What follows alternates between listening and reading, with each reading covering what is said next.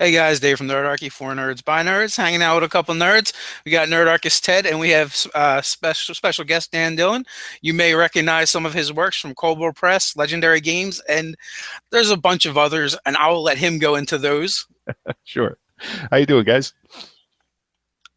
We are Good. doing excellent today. Awesome. Awesome. Glad to have you on. Yeah, thanks for having me on. This is great. Glad to be here. All right. So Nice. yeah, I mean, I could talk a little bit about some of the stuff I've worked on. Just give a quick overview, I suppose.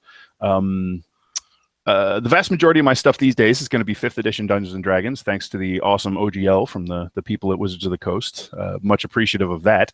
And most of my work is going to be through Kobold Press. And the biggest thing I've worked on to date that's out in the wild is the Tome of Beasts. Very, very happy with having gotten to work on that and seeing where that's gone now. That's been incredible.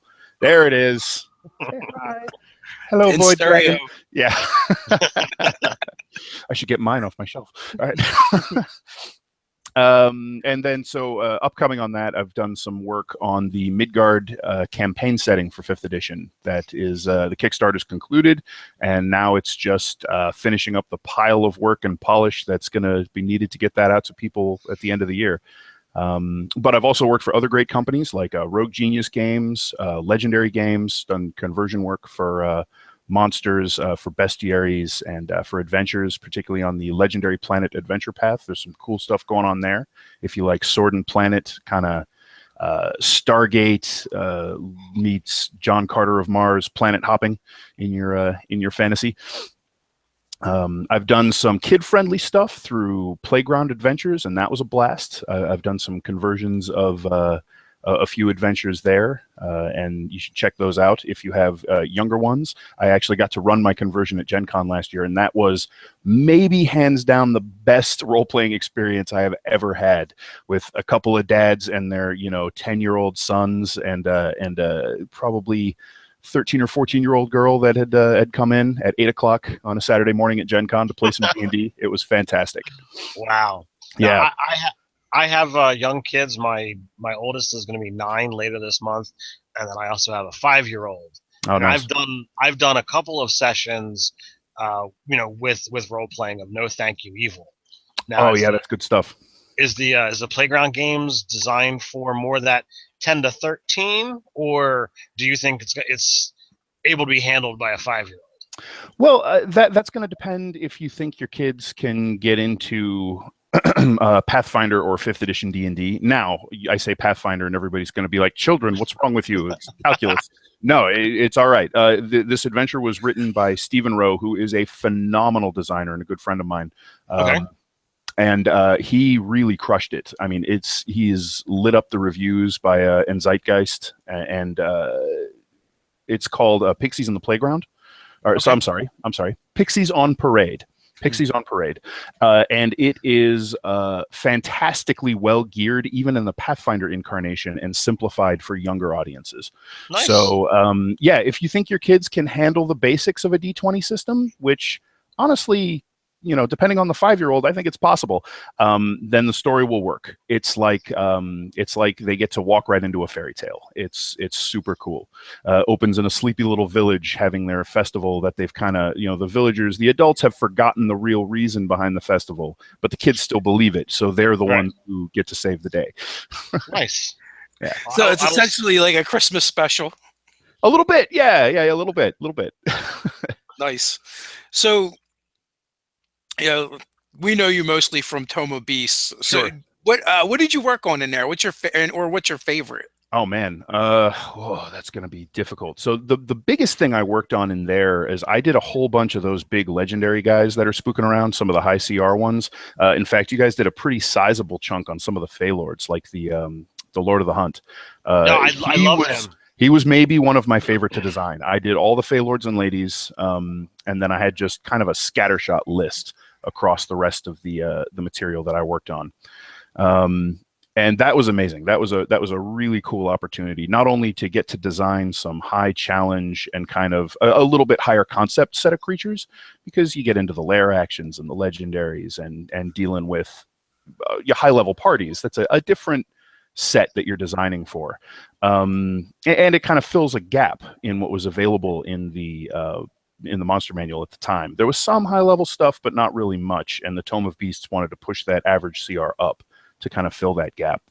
But also because those dip into the Midgard lore. In the Midgard campaign setting, which I'd recently become familiar with, is just so rich and interesting and just cool. And to get to write like the Queen of Night and Magic, who rules all the Shadow Fae, along with her estranged husband, the Moonlit King, being able to get in and write those guys, I mean, that was a dream come true. And Wolfgang is awesome for letting me do that. Well, the thing that I actually liked about the Fey Lords and Ladies is they're powerful enough that they could be like warlock patrons. They could very well be like high level NPCs that the party interacts with.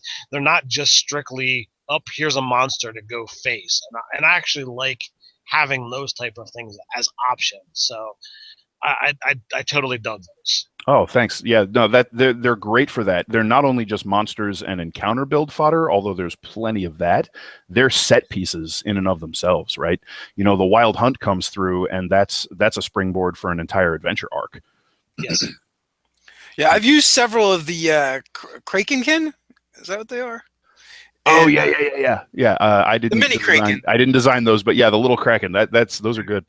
And the Star Dragon. You use that in the Spelljammer game. No, I made that up. That was just a reskin gold dragon, I think. Oh, yeah. I thought you actually used something out of there. Reskin. Do that. That's good. What are they? I want to say red caps, but I might be wrong. I actually wrote the red caps in the Tome of Beasts. Yes, yeah, that was fun. I like that the Volo's Guide to Monsters eventually came out with their version of a red cap. It was cool to see my take versus Watsy's, and they were a little different. They were in kind of a different CR range, and they hit a few different notes on the folklore. So that was cool. One of the things about Tome of Beasts too, well, I'll segue into that, but 5th edition Dungeons & Dragons, although I love this system, they did a terrible job with CR. The challenge ratings are so broken and useless that I just guess and ballpark everything.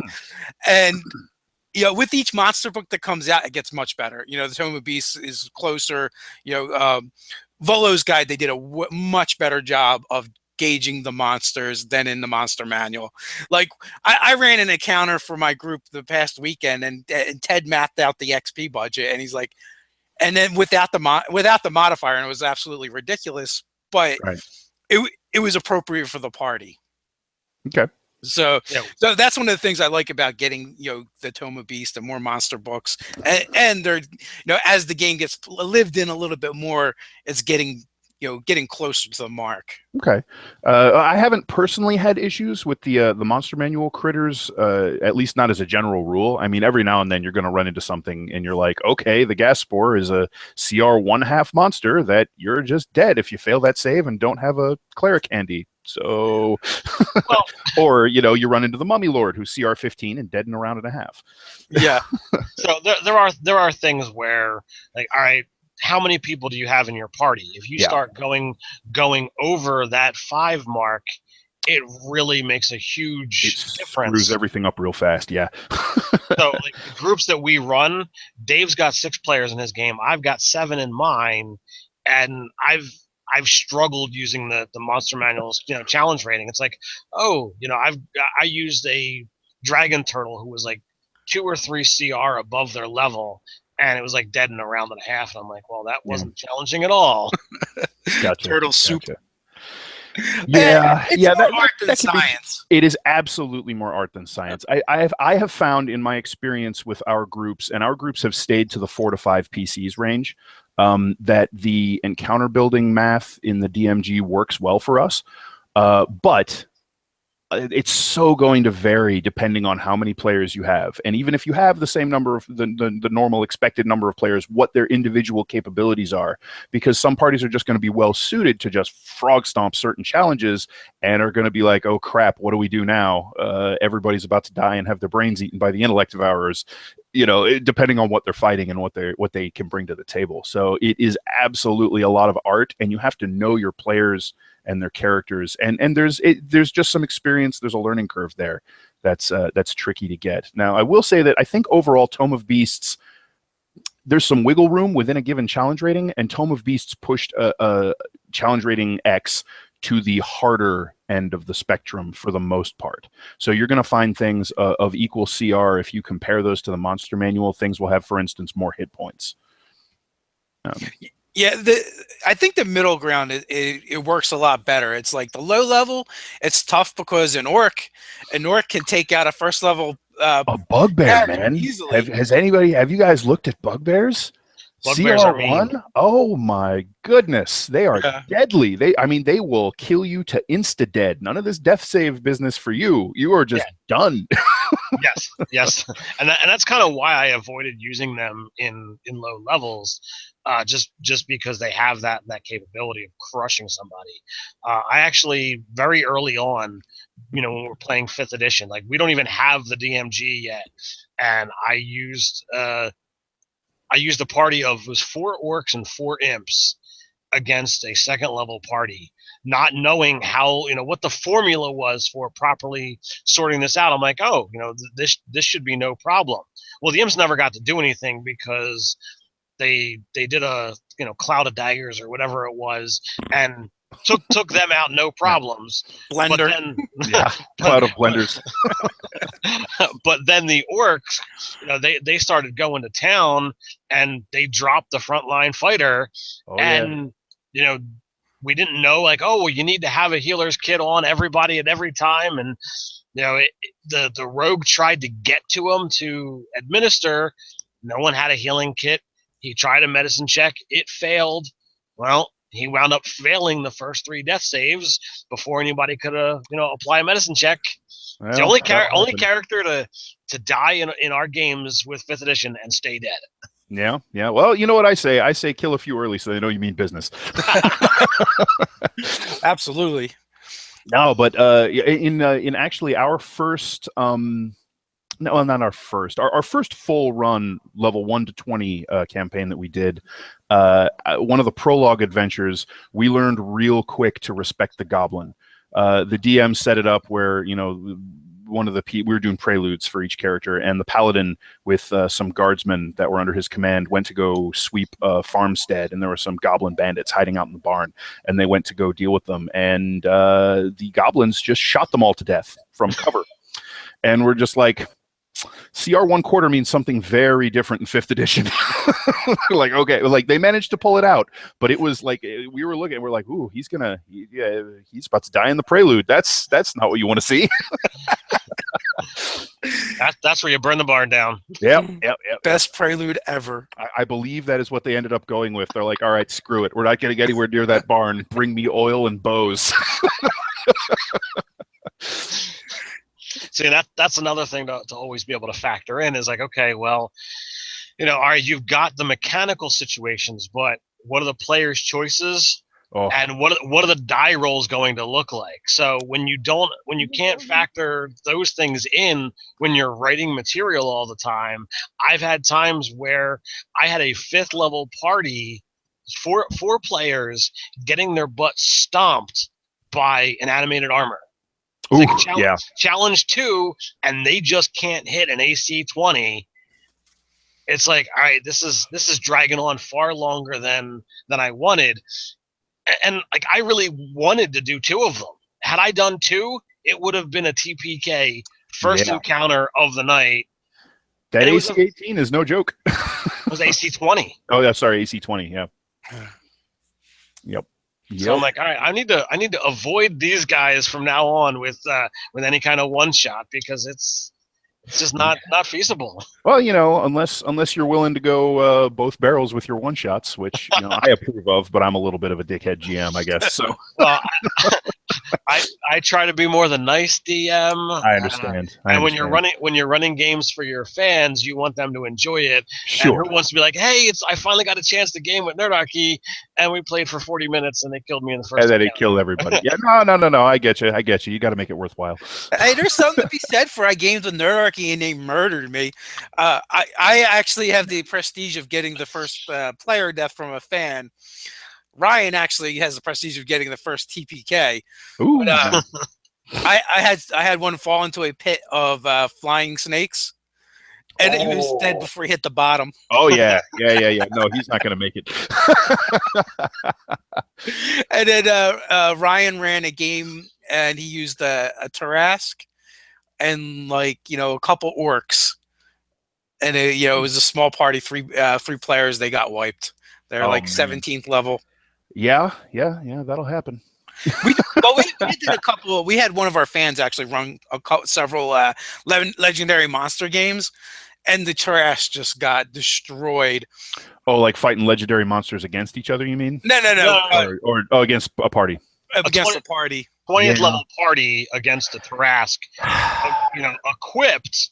They just they were far too powerful to take it on because you've got magic items and you've got setup time. It's like the thing is large enough to see it coming, so it's like, all right, well, I'm going to set this thing and I'm going to do that thing, and next thing you know, we have a dead legendary monster in 2 rounds. They're like, how about we max out its hit points and keep going? It's almost like that Tarask accepted a drink from Bill Cosby. It was so bad. Oh man, that's just not what you want to see. No, yeah, the Tarask has a couple of weak spots. Like, you've heard about, oh, my 5th level wizard just cast fly and then shot his crossbow until it died because it doesn't have a ranged attack, and I don't know. To that I say my Tarask would be picking up chunks of earth. That is exactly where I'm going with that. I'm like, all right, then mine's ripping rocks out of the ground and swatting your ass like a fly. But let me see. What does a storm giant throw boulders for? That sounds about right. Yeah, that sounds about right. Yeah, we'll go with that. Cyclops, use the Cyclops boulder throw and just. I'd go for a couple die 10 or a couple die 12. That sounds fair for a legendary monster that has got a 30 strength. Yeah. I see a couple of questions. Or would you mind if I occasionally answer questions that I see scrolling by? That's fine. Adam Foisey, apologies if I butcher anyone's name. You're asking about Kobold Press partnering with local stores. I have seen the Tome of Beast on shelves, and it is ridiculously exciting. I don't think that will ever get old for me. I don't know how they go about doing that. I know that the Tome of Beasts is on back order currently. I think it's set until June. So I know Books A Million carries them, and then various local game stores have had them in stock. So it's just sort of, you got to guess and check and look around, luck of the draw. But yeah. There was also one of our staff writers up here somewhere that asked as well. What do you got for me, staff writer Scott Garibay? Pathfinder is my favorite RPG source book, but I moved away from PF the moment 5e dropped. Is there any possibility of Tome of Beast quality NPC Codex for 5e by Kobold Press? Well, this is the part where I reiterate that I am a freelancer, and I do a lot of work for Kobold Press, and I'm, representing the colors right now, but I do not make any of those decisions. So I haven't heard anything about a similar big book of, So, if I'm reading this correctly, you want a He wants a okay, so you want a 5e version of the NPC Codex with a bunch of pre-gen NPCs ready to go, if I'm reading that correctly. Yes. Yeah, I haven't heard anything about that. I know, there's the appendix in the Tome of Beasts that has a pretty sizable chunk of humanoid NPCs, but I don't know about. I don't know about a specific standalone product for that. I haven't heard anything yet. There you go, staff writer Scott. The chat can be a little rough because they get going on their own sometimes. Yeah, that's all right. You never know where they're going. So, we had talked a little bit beforehand. You said you're currently in a 5e game. Yeah. I'm actually playing in Out of the Abyss. Run by Stephen Rowe, the designer I mentioned, who wrote some just fantastic adventures for Playground Adventures. Amongst the man's a workhorse. I don't know how he churns out as many words as he does, but they're excellent. And he's running Out of the Abyss for us right now. I'm playing a mountain dwarf abjurer. So I'm thumbing my nose at second edition and earlier a little bit by playing a dwarf wizard. And it's been a great time. We're all going quite mad. We just went through the Neverlight Grove, so a bunch of myconids and dark happenings with strange spores corrupting things there. It was a lot of fun. And it's going a fair bit off script. He modified kind of the backstory a little bit more to his liking, and we have some means to travel that you don't necessarily otherwise have going through Out of the Abyss as written. So we've done a bunch of stuff out of order, and he's just taken whole chapters and gone, all right, I'll use all the NPC names and the rest of this gone. I'm doing my own thing. So, so the little bit of Out of the Abyss that I've read is obsolete, which is nice for me as a player. I hadn't read the whole campaign in hopes of playing it, and that's paying off for me now. Cool beans.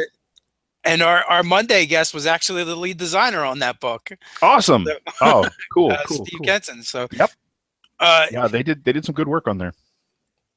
So off script, huh? When my players came across myconids, they turned them into an opium den. Yeah, man.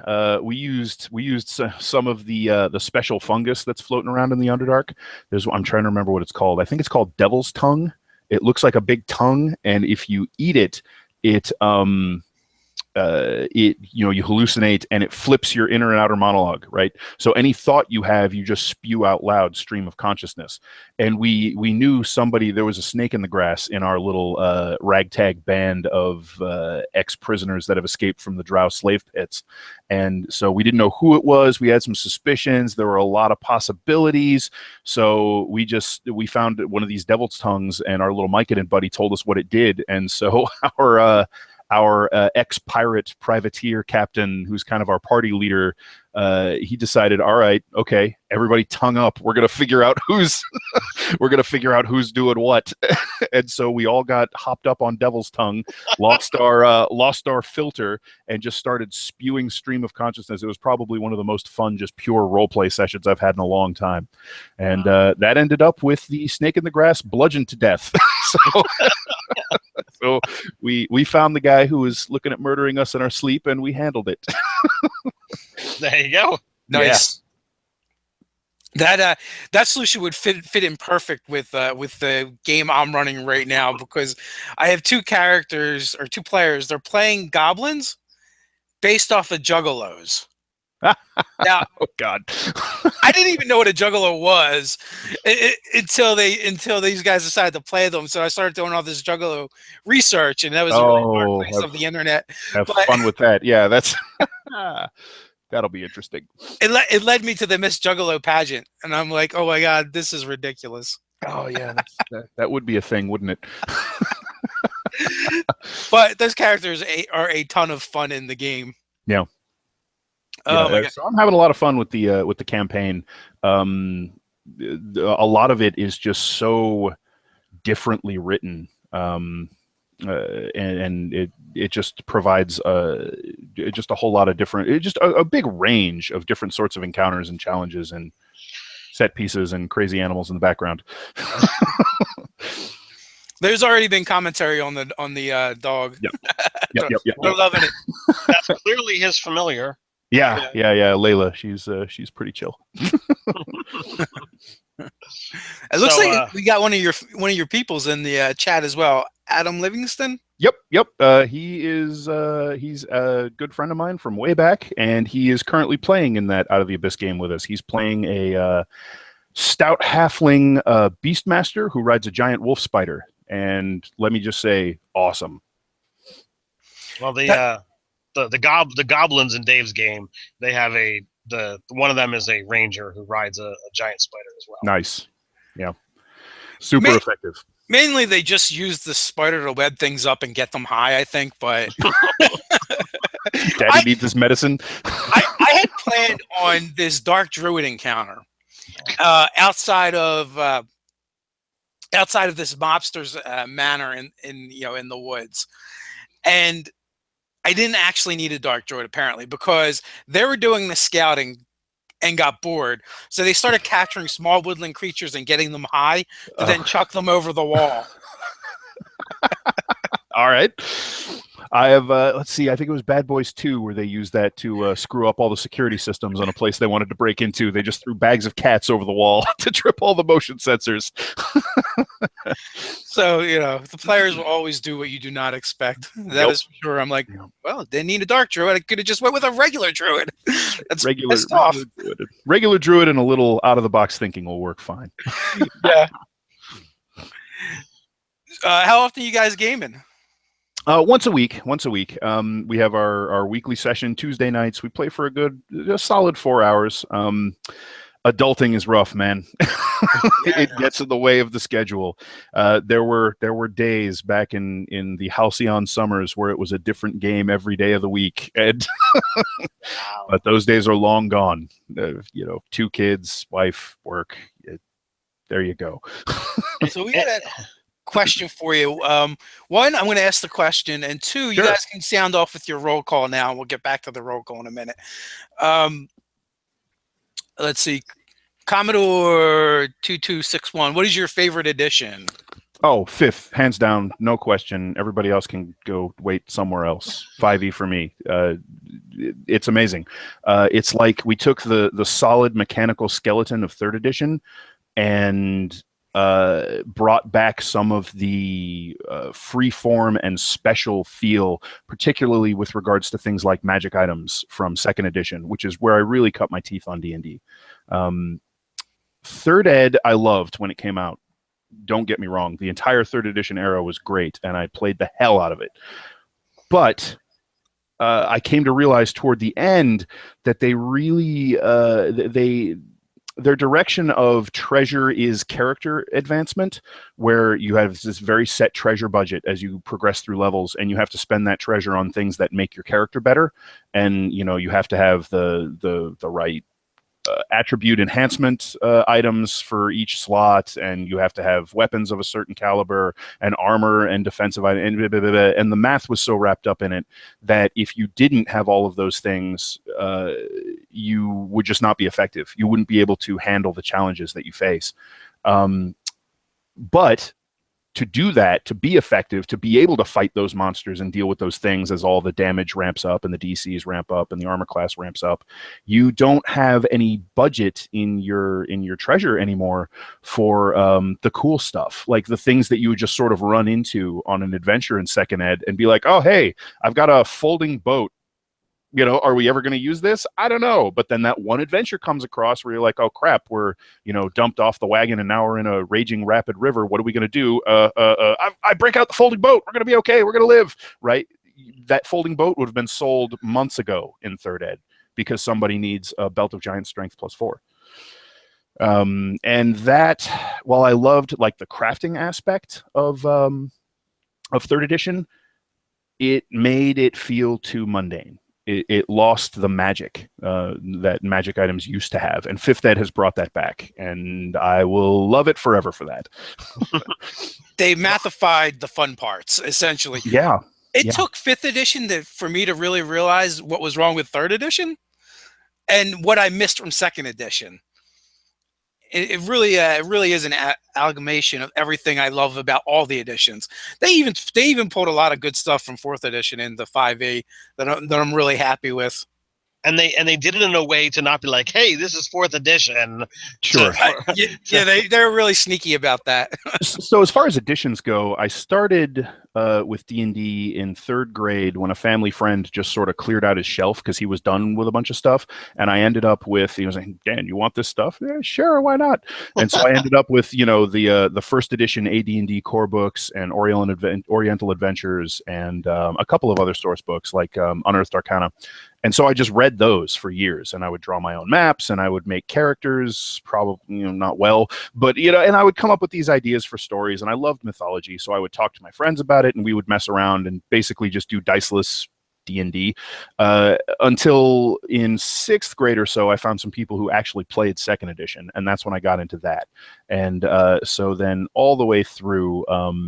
Coming up through that, and then we transitioned into 3rd, and when that came around, my particular play group was just ready. They had these little preview pamphlets that they would send to game stores like every month or leading up to the release of Third Ed.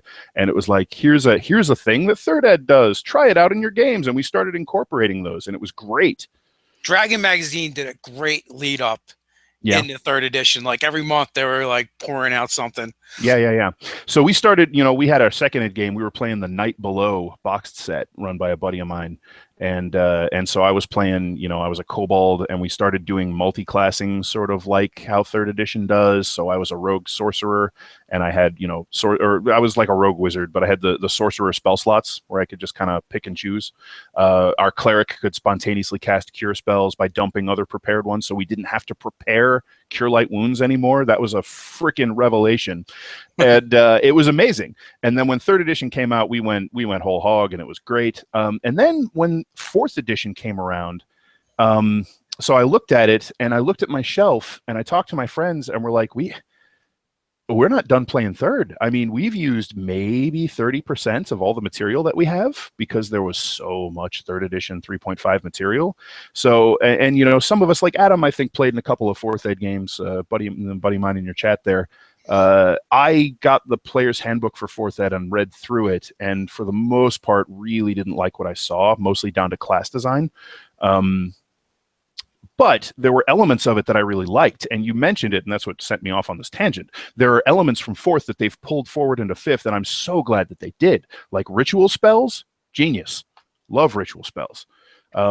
Getting away from the minutes duration of a spell and into, or not spells, they still do that, but getting away from the like per day uses and going to the rest mechanic. I like that. That's sort of an evolution of the daily encounter at will trichotomy, and it wouldn't have happened without that. The groaning with strange shelves. Yeah. So yeah, there are elements of 4th that I'm so glad exist and got pulled into 5th because they're brilliant. At will cantrips, all kinds of stuff. I'm going to jump into the chat real quick because we got a roll call that we like to do to see where people are at. We got Jose in Tampa, Florida. Adams over in Kansas City. We have Toronto in the house with Uncle Peter. We got Kevin Murphy, Indiana. Friginator, Washington State. Rogelio, I'm probably butchering the hell out of that. Utah, you guys know I can't talk. We got Eric in Virginia. We got Soviet Seething in Cleveland, Ohio. We got Fresno, California in the house with Dominic. Moore, Ohio. Denmark. We got Philadelphia, Canada, Oakland, Oregon, South Georgia, Massachusetts, more Massachusetts. Denmark, nice. Yeah. We got Stoneham. I believe that's Maine or Michigan. Maine. Massachusetts. I saw the guy mention that he was in Lynn, and my entire extended family lives not too far from there. All right. Ooh, Rotterdam. Nice. Yeah, they're all over the place. And we always get like the weird ones. I'm like, what time is it over there? Yeah, how late are you guys up? Yeah. That's flattering though, right? No, it absolutely is. That's why noon, I think, is a good time. We get people on their lunch break. We get people, the night owls on the other side of the world. Yep. Man, I know that music. So we got Wayne, Monroe, Oregon, Washington, Liverpool, Pittsburgh. Oh, man. Cool. Nice. Louisiana. All right, so we'll jump back into questions and talking about more D&D stuff. That's what you guys come here for anyway. Yeah. 6:30 p.m. That's not bad. So how did you get into actually becoming a game designer and freelance work other than just loving gaming? Oh, well, that's where it starts, because let me tell you, you're paid for love of the game in this in this industry. So I got my start through some friends of mine, through a particular one friend of mine that I made back in my high school and college gaming days, where I hung out at a game store. His name's Stephen Helt, and some people who play Pathfinder, it's possible, would recognize that name. He was the RPG Superstar winner. I want to say it was either 2012 or 2013. And so, he won the design contest for Paizo, and he wrote an adventure for their organized play. And then segued that into he just started doing straight up freelancing work for Paizo and third party publishers. And, he's got credits in a bunch of Pathfinder core line books and, third parties across the spectrum. And he started putting together this idea for a giant book on golems and constructs, because he always felt like, constructs don't get enough love. They're just kind of afterthoughts. So let's make them awesome. And he started pulling people together on Facebook and just sort of riffing ideas for what could be in this giant book of constructs.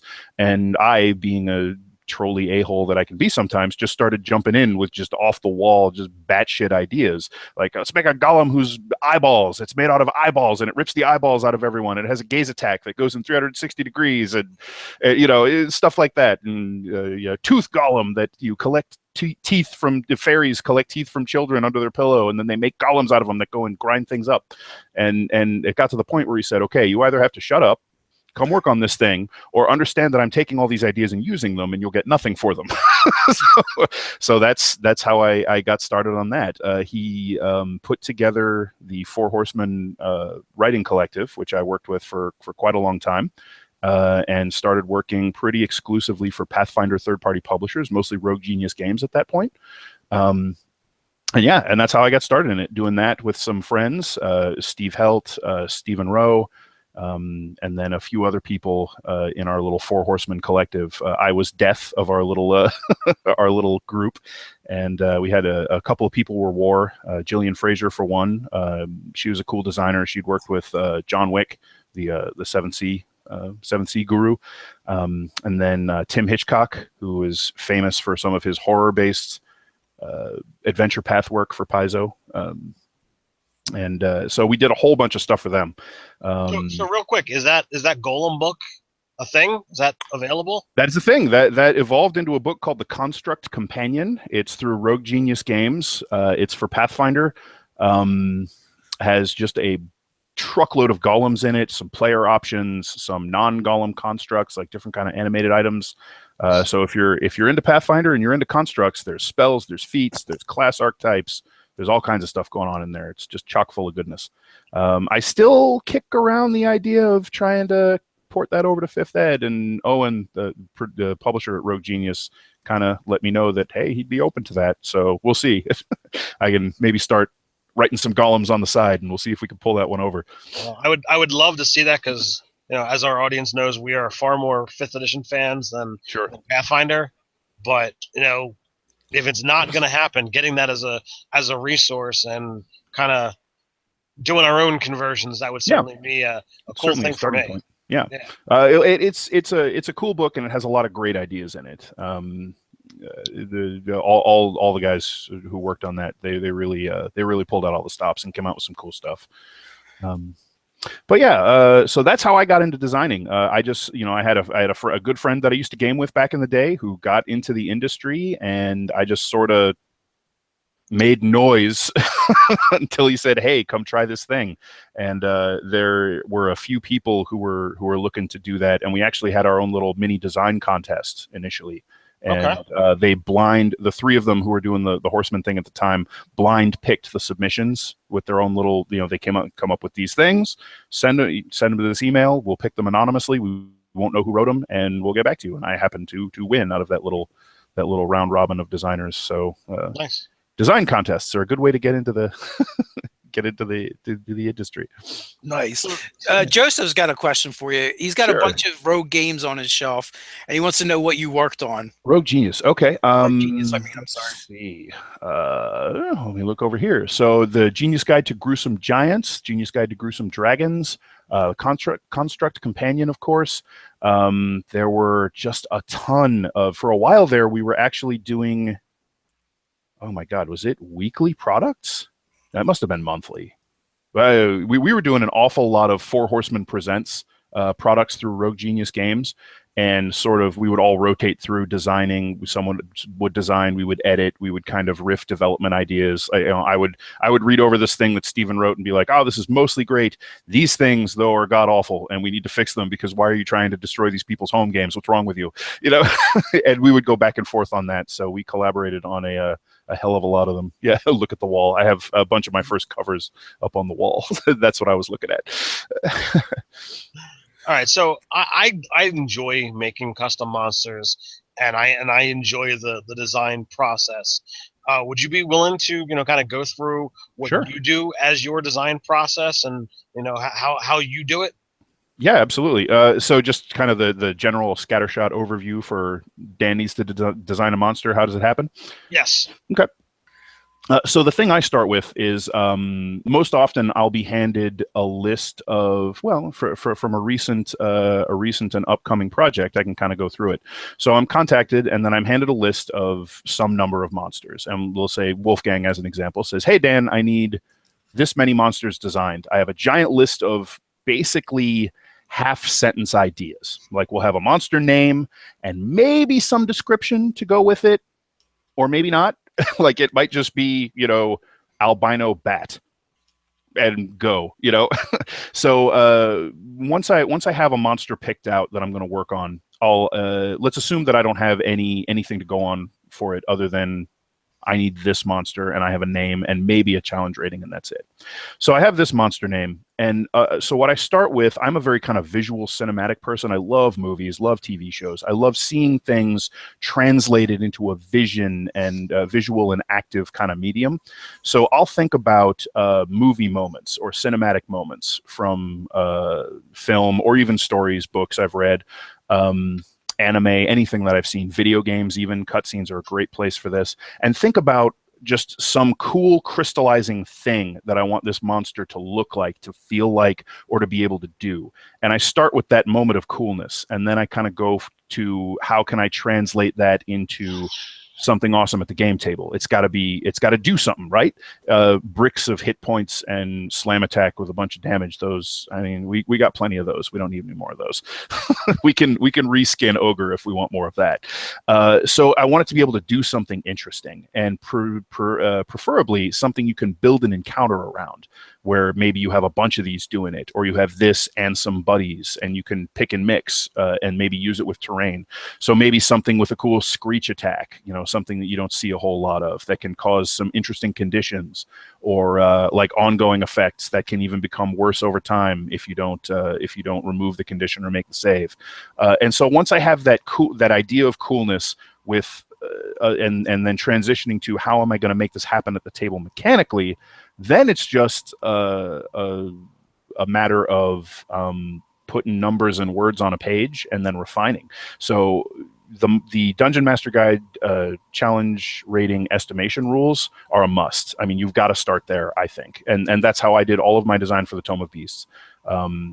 And really all of the designers did, and the developers did. And Steve Winter, who did most of the development on that book, actually broke monster design in 5e down into charts and and formulas. Basically, he statistically analyzed all of the attributes, all of the damage, all of the hit points and hit dice by challenge rating, by size, by creature type. And actually, you can find all of that information available to you on Kobold Press's blog under the Howling Tower series. So if people are interested in monster design, check out Steve Winter's Howling Tower monster design bits on the Kobold Press blog. Invaluable, absolutely invaluable. Yeah, I was just thinking as you're like talking about the charts, I was like, oh, I want those charts. Yeah, he's got them broken down. He's got graphs. He's got all kinds of stuff. And actually, he even boiled it down to a formula that will get you into the average range of large monster, CR 5. What's the average strength for those sorts of things based on the monster manual? And you can plug and chug into this little formula, and that gives you at least a ballpark, right? And go outside of that if it fits your needs, but that at least tells you how you compare to the baseline of stuff that WotC has given us to use. Well, that is amazing. I'm gonna so absolutely look for that resource. Definitely check it out. So I have a Word template where I have basically a blank monster stat block, and I slap that down, and then I just kind of start plugging in numbers, right? I want this thing to be challenge rating 5. That means it's going to be in this range of hit points, and just go from there. And everything just sort of falls into place. It's sort of like doing a Sudoku puzzle, if that makes sense, right? Once you start locking in a couple of pieces here and there, everything else starts to fill in. And lastly, the most important thing I'll say about monster design is you can eyeball it all you want, but playtest is worth its weight in gold, because you will see things that you never in a million years thought of. And that's a great way to tell if what you have designed in your head, if you have effectively put it on paper, because it doesn't matter if you have the coolest idea ever. If you can't communicate that to the reader, you have failed. Right? And I will tell you, doing some Midgard work, particularly class, subclass, and class and race work, something I thought was clear as day, because I know my own assumptions, right? I read what I wrote, I know what I meant. That's clear. Oh man, when 90% of the playtesters are doing it wrong, that's not their fault, that's yours. And they have identified a bug that you can now fix and make better. So absolutely playtest. Have someone who is not you read your work, because you will go blind to your own mistakes and bad assumptions. I agree with that. I totally say that all the time. Even no matter what you're writing, really, like your mind just kind of fills in the corrections. Yeah, absolutely. You know, so I've even like once upon a time I used to write on our blog, and then they told me I couldn't anymore. I would read it out loud after I wrote it, because that at least helped a little bit to take away some of the mistakes. Yeah. Reading it out loud can help. There's some cool editing tricks I've seen. You read it out loud, changes the context and makes your brain think about it differently. Change the font. Take a break, come back to it later, read it in a different room. Don't read it in the same place you wrote it. Any of those sort of contextual changes will make your brain pick up on hitches much better. So if you can't have someone who's rules savvy read your stuff, change it up and then read it again after you've had some time to sleep on it. Absolutely makes sense. Yeah. So I'm bouncing back and forth between paying attention to you and I'm doing the same thing while I talk. I'm just hoping I'm making sense. No, you got it covered. They don't make it easy for us either. They like they have their own conversations running. They're going, man, aren't they? It's awesome. This is what they do every day. That's cool. That's cool. You've got engaged fans who are ready to go. That's what we love to see, man. They're who make the industry happen. So, is there any like pie in the sky projects that you would you'd give almost anything to work on? Like, what's your dream job? Okay. Well, if we're just going whole hog, so some people have been critical of Wizards of the Coast for going back to the well, so to speak, for retreading some ground that the game has previously done, like Curse of Strahd, for example. Ravenloft has been an adventure for a long time, and that spawned a whole campaign setting, and they redid the whole thing for Curse of Strahd, the adventure / campaign in 5e. Some people are critical of that. I think it's great. I think you have solid material to pull from that you can present in a new and interesting way, and certainly for an audience who they're trying to build a new audience, right? So a lot of these people haven't seen this material, and outside of a few niches aren't probably going to see Castle Ravenloft, the first edition module, in any way, shape, or form. So bringing it back in this way, kind of reintroducing threads to these campaign settings, I like it personally.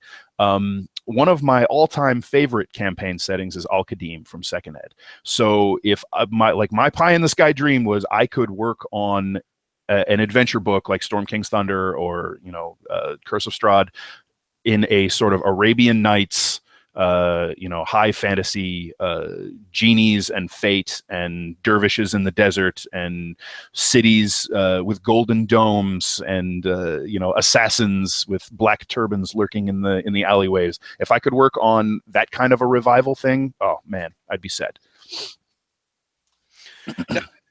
That would be awesome. And going back to what you're speaking to of the way Wizards of the Coast is releasing things, it's the most strategic release I've ever seen from them. And they've gotten a lot of backlash over the years over too much content. Like, you're never going to make everybody happy anyway. So to me, it just feels like with each product, they're really just exploring what the fans want to figure out where they're going to send it. And it's a lean team in comparison to previous editions. Very lean. But you know what I wanted to ask you? I know you're super happy when they did the OGL. Did you think they would do another one? Yes, absolutely. I totally did. I didn't know what form it would take or if it would be super usable like the 3rd edition one, or I was not in the industry at the time of the 4th edition it wasn't the OGL, it was I don't know, it had a different name.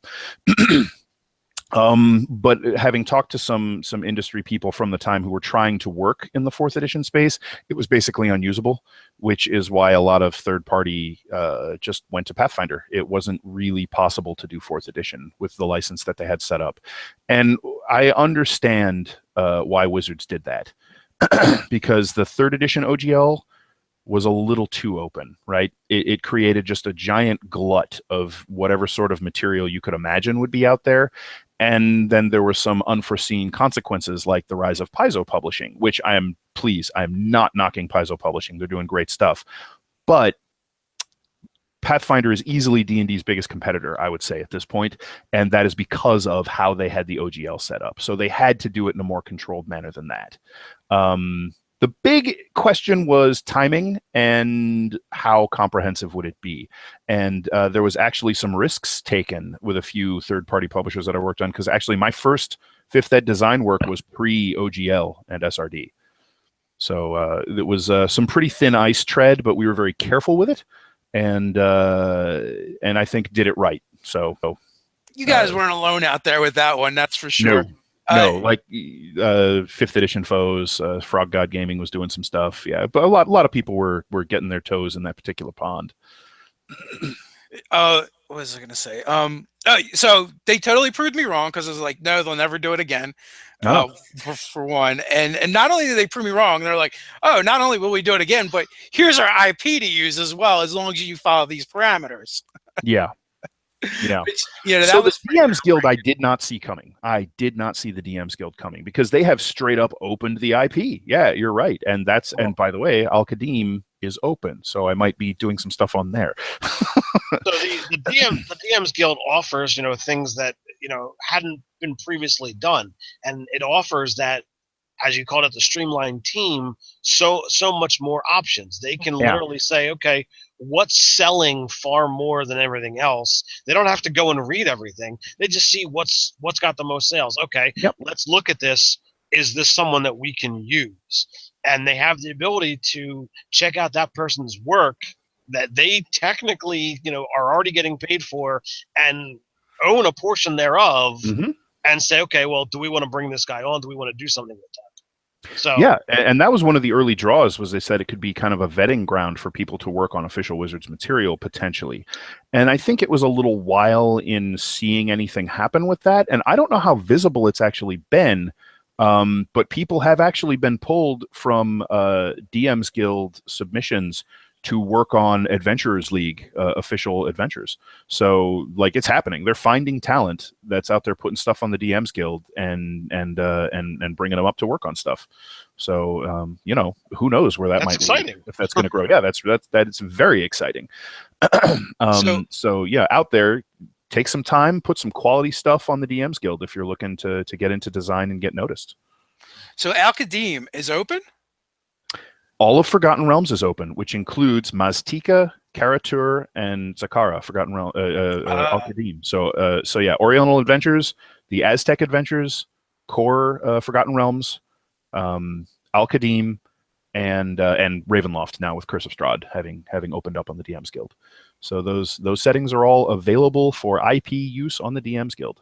I'd actually forgotten that was a part of the Forgotten Realms. Yep, I was really annoyed because they never had it on the surveys, because they just rolled into Forgotten Realms, which is such a disservice because it's such a different setting. Like, I know it's part of the same world, but it really is worlds away as far as gameplay is concerned. So I'm a giant Al-Qadim nerd. I could go on about that, but well, it's amusing that you say that, because that's not the typical answer that we get from a lot of people. Usually, we usually get things that are diverse away from Forgotten Realms, but like, I've honestly never been in, that setting. Well, I might have some of the stuff that I've picked up, here and there over the years. I mean, I've been gaming for a couple of decades at this point in time, so I've got lots of books, but like, I've never gamed in that setting. Sure. And it's not a common, oh, this is my favorite, this is what I want to see. So it's interesting to hear that vantage point.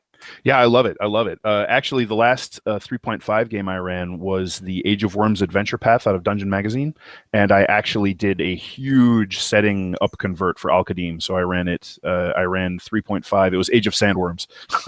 Nice. And so I ran it, yeah, Arabian Nights style. And it's funny. So I'm looking over at my shelf, and I've got this thing here. This is Assassin Mountain for Al-Qadim, if you can see the author name there.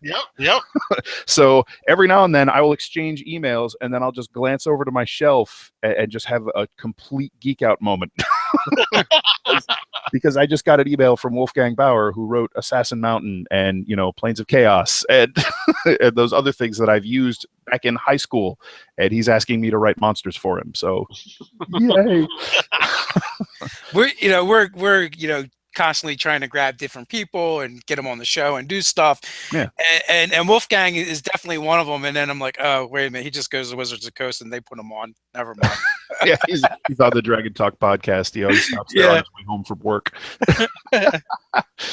No, you should reach out to him. You never know when he's got the time, and certainly when he has another project coming down the pipeline ready to plug, because Kobold Press has been pretty regular with their Kickstarters these days.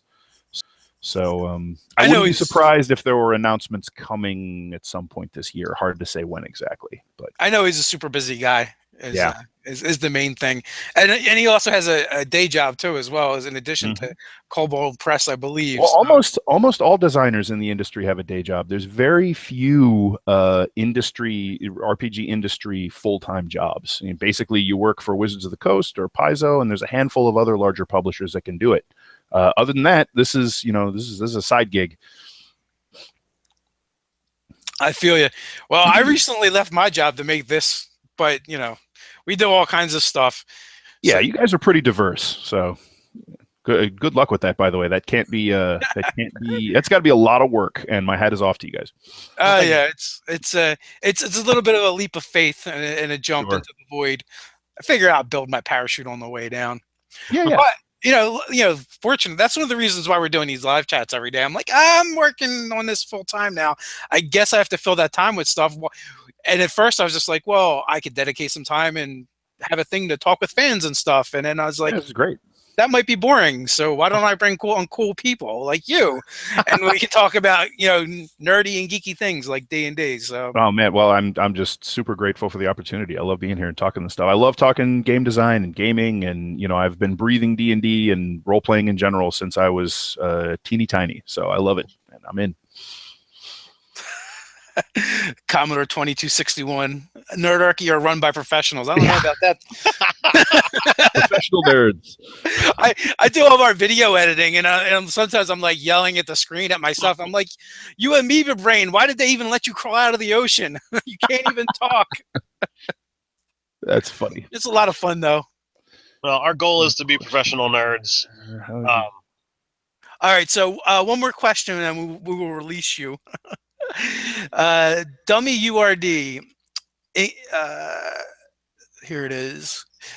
How would you pull over multiple stage fights, bosses morphing into something else, etc.?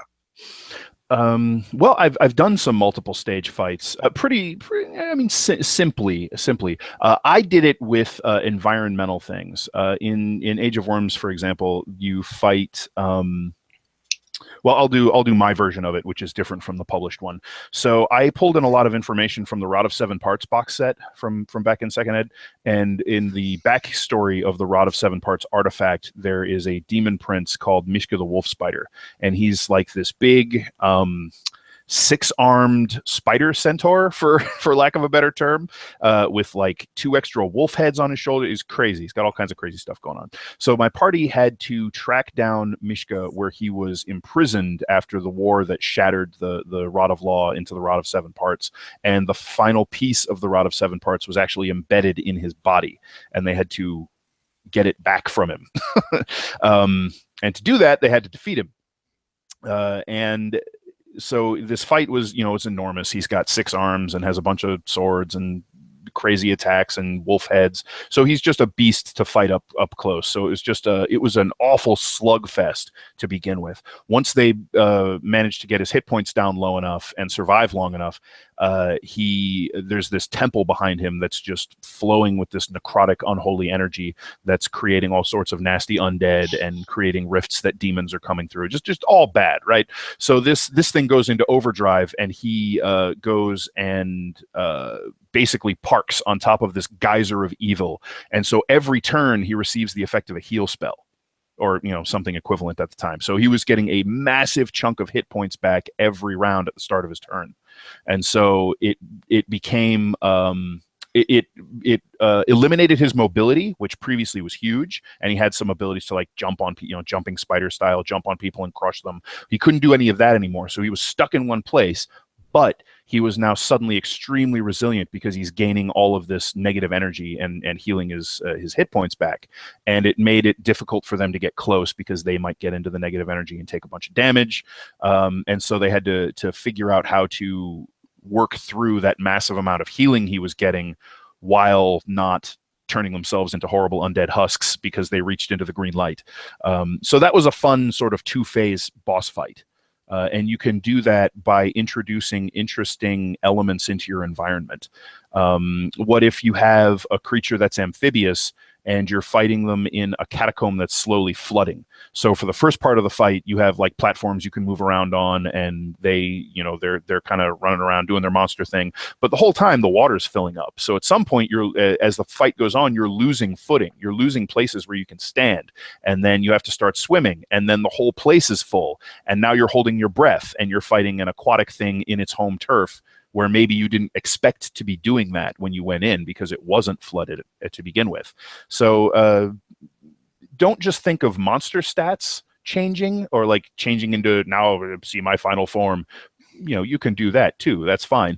But think about manipulating the environment to create a phasing aspect to a fight. Excellent answer. That is also, Adam from your game is weighing in as well, giving commentary on what they were doing during that fight. Yeah. So it's about that time. We've held you hostage long enough, I think. We really appreciate you coming on, guys. Sure. Hey, I'm really happy to be here, man. Anytime. In the description, you can find places to find Dan's work. Go check it out. Sure. Support him. And if you're, I'll plug it one more time. If you're looking at getting into or refining the DMing craft, the Kobold Guide to Game Mastering is recently out as of yesterday. So definitely check that out. That has essays from some folk like myself who were fortunate enough to be invited to write on it, and then crazy awesome people like Wolfgang Bauer and Steve Winter and other huge names that you will recognize. And the Matt Mercer knockoff on the cover. I noticed that. I was looking for his name. I'm like, did they get him to write something? Apparently not. No, they just drew a picture. That's tapping into the zeitgeist. The list of names you just read off seems to be almost the entire list of names on Tome of Beasts as well. So well, there's a bunch. That was just a couple, man. There's a bunch of people who wrote on this thing. I have it right here. Keith Baker, Wolfgang Bauer, Clinton Boomer, Dan Clark, Lillian Cohen Moore, Zeb Cook, myself, Shanna Germain, Ed Greenwood, Amanda Heyman Kuntz, she's a developer at Paizo. She's a super cool lady. Brandon Hodge, James Jacobs, Steve Kenzen, Kevin Culp, Frank Menser, Stephen Porknoy, RPG Gamer Dad, Mike Shea, you might know him as Sly Flourish, Monica Valentinelli, Bill Webb, Steve Winter. And this was all put together and edited by Sean K. Reynolds, who has been everywhere in the gaming, particularly D&D, D20 industry. So there's is that Shanna Germain from Money Cook Games? Yes, indeed. Yeah, it absolutely is. One of our highlights is doing an interview with Monty Cook, but being handed off to Monty Cook from Sean K. Reynolds. Nice. That's awesome. Yeah. So this Nerdarchy thing has been a lot of fun. Dave totally geeked out on that. It's like, wait a second. I'm trying to get in touch with Monty Cook, and the point man is Sean K. Reynolds. Yeah. We spent a lot of time. Good, isn't it? It's good stuff. It is. So with that, guys, we're going to wrap it up. Until next time, stay nerdy. Thanks again, Dan. Hey, my pleasure, Thanks. guys.